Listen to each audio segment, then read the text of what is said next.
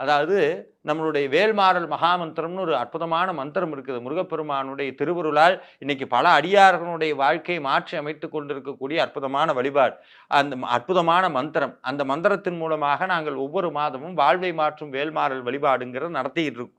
அதுல ஒரு அம்மையார் அடியாராக இருக்கிறார்கள். அவர்கள் முருகப்பெருமான் மீது அசைக்க முடியாத நம்பிக்கை.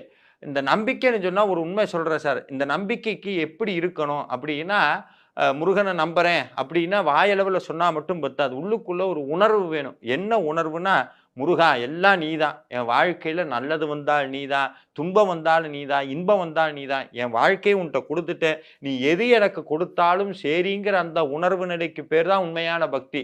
நல்லது வரும்போதெல்லாம் முருகன் குடுத்தார், முருகன் குடுத்தார்ன்னு நினைக்காம, ஏதாவது கெட்டது வந்தா முருகன் என்னை சோதிக்கிறார். முருகன் என்னை எல்லாம் போட்டு படுத்துறார் அப்படின்னு தான் நினைக்கிறது. நல்லது வந்தாலும், துன்பம் வந்தாலும் முருகனுடைய திருவிளையாடல்ன்னு எப்ப மனசு பக்குவ நிலைக்கு